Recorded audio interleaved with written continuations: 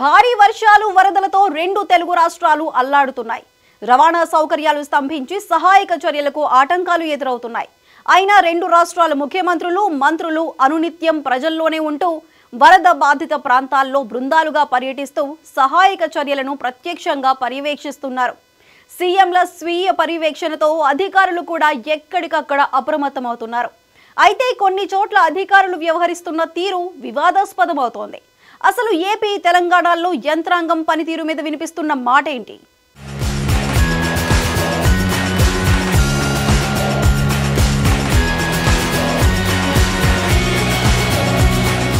తెలంగాణలో 3 రోజులుగా భారీ వర్షాలు కురుస్తున్నాయి.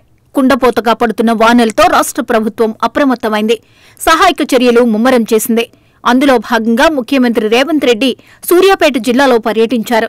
సూర్యాపేట జిల్లాలో అత్యధికంగా 30 సెంటీమీటర్ల వర్షం కురవడంతో 2 చనిపోయారు. 21 చెరువులు కట్టలు తెగిపోయాయి. సాగర్ ఎడమ కాలువకు గండిపట్టంతో 15 గ్రామాలకు వరద పోటెత్తింది. 450 మంది నిరాశ్రయులను పునరావాస కేంద్రాలకు తరలించారు. ఇదే విపత్కర పరిస్థితి తెలంగాణ వ్యాప్తంగా పలు జిల్లాల్లో నెలకొంది.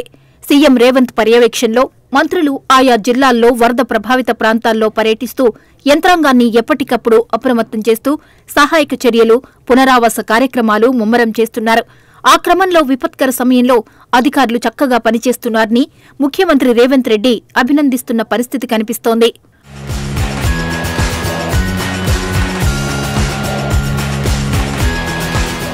ప్రతిపక్షం బాధ్యతాయుతంగా వ్యవహరించాలి, ప్రభుత్వానికి సూచనలు ఇవ్వాలి, సలహాలు ఇవ్వాలి, కలిసి పనిచేయాలి.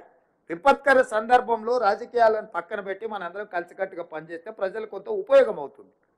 ఈరోజు కేంద్ర ప్రభుత్వం దగ్గర మనం నిధులు రాబట్టుకోవాలి. నిధులు రాబట్టుకోవాలంటే పాలకపక్షం, ప్రతిపక్షం అందరూ ప్రజాప్రతినిధులం కేంద్ర ప్రభుత్వానికి విజ్ఞప్తి చేయడమే కాకుండా అవసరమైతే ఒత్తిడి చేసి నిధులు తెచ్చుకుంటే అది తెలంగాణ రాష్ట్రానికి ఉపయోగపడుతుంది. మీరు ఈ విపత్తును జాతీయ విపత్తుగా ప్రకటించమని చెప్పరు. కేంద్ర ప్రభుత్వం నుంచి మనకి ఏం నిధులు కావాలని కేంద్ర ప్రభుత్వాన్ని అడగరు. అటు ఏపీలోనూ వరద సహాయక చర్యలు అమలుకు సాధ్యమైనన్ని చర్యలు తీసుకున్నారు. ముఖ్యంగా వరద బాధితులకు ఆహారం విషయంలో ఎలాంటి ఇబ్బంది కలగకుండా ఆయన ముందస్తు చర్యలు తీసుకుంటున్నారు.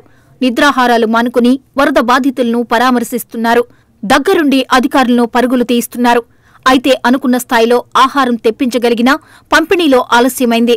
అందుకు కారణమైన కొందరు జగన్ భక్త అధికారుల మీద సీఎం చంద్రబాబు నాయుడు సీరియస్ అయ్యారు. ఈ విషయంలో జరిపిన సమీక్షా సమావేశంలో కొందరు సీనియర్ అధికారుల మీద సీఎం మండిపడ్డారు. పనిచేయడం ఇష్టం లేకపోతే ఇంటికి వెళ్లిపోవాలని హెచ్చరించారు. దయచేసి అర్థం చేసుకోండి. రైజ్ టు ది అకేషన్, మానవతా దృక్పథంతో పనిచేయండి. ప్రతి ఒక్కరిని ఆదుకునే బాధ్యత తీసుకుందాం. మళ్లీ ప్రభుత్వ ఇమేజ్ పెంచుకుందాం. మనం ఉండేది ప్రజల కష్టాల్లో ఉన్నప్పుడు సర్వశక్తులు ఒడ్డి వాళ్ళకి సేవ చేయాల్సిన అవసరం ఉంది. మీనమేషాలు లెక్క చేయడం మాత్రం మంచిది కాదని మరొకసారి విజ్ఞప్తి చేస్తున్నా. రాత్రి ఎవ్రీడే రాత్రి 9 గంటలకు నేను రివ్యూ చేసుకుంటున్నాను. అంతవరకు ఎప్పటికప్పుడు రియల్ టైంలో ఇన్ఫర్మేషన్ పంపిస్తున్నాను కంట్రోల్ రూమ్ నుంచి. ఇబ్బందులు లేకుండా వీళ్ళు చేయడం మా బాధ్యత. అది చేస్తాం. ఇది అవుతానే శానిటేషన్ మీద ఉంటాం. అదే మరి రీహాబిలిటేషన్ చేయాలి. ఈ 2-3 రోజుల్లో ఇవన్నీ కంప్లీట్ చేస్తాం. అనుకున్న స్థాయిలో ఆహారం తెప్పించగలిగినా పంపిణీ విషయంలో ఆలస్యం కావటం మీద చంద్రబాబు తీవ్ర అసంతృప్తి వ్యక్తం చేశారు. బుడమేరు ముంపు ప్రాంతంలో డ్యూటీలో ఉన్న కొందరు ఉన్నతాధికారుల కారణంగా పంపిణీలో ఆలస్యం జరిగిందని ఒక మంత్రి చెప్పారు. జగన్ భక్త అధికారులుగా ముద్రపడి నాడు వైసీపీతో అంటకాగిన అధికారులు డ్యూటీలో ఉన్న చోట సమస్య తీవ్రంగా ఉందన్న మాట వినిపించింది. వరద బాధిత ప్రాంతాల్లో సహాయక చర్యల కోసం వచ్చిన వారిలో వీఆర్లో ఉన్న డీఎస్పీ నుంచి డీఐజీ స్థాయి వరకు అధికారులు చాలా మంది డ్యూటీకి వచ్చారు. వాళ్లు ప్రభుత్వానికి చెడ్డ పేరు తేవాలనే ఉద్దేశ్యంతో ఆయా అధికారులు సహాయ చర్యలను నిర్లక్ష్యం చేస్తున్నారని, ఆటంకాలు కలిగిస్తున్నారనే అనుమానాలు మొదలయ్యాయి.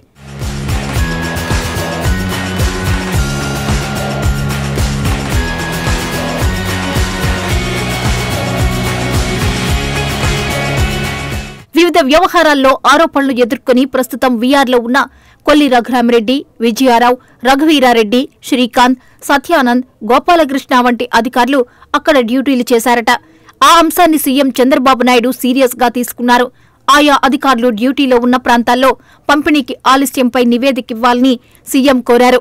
వీఆర్లో ఉన్న ఆ అధికారులకు బందోబస్తులో భాగంగా అక్కడ డ్యూటీలు వేశామని అధికారులు చెప్పారు. అయితే పనిచేయడం ఇష్టం లేకపోతే ఉద్యోగాలు వదిలేసి ఇంటికి వెళ్లాలని, ప్రజలు బాధల్లో ఉన్న సమయంలో ఇలాంటి పోకడలను సహించేది లేదని సీఎం హెచ్చరించారు. ఏది ఏమైనా ఇలాంటి విపత్కర పరిస్థితుల్లో అలా వ్యవహరిస్తున్న జగన్ భక్త అధికారులు ఎప్పటికి మారతారో మరి.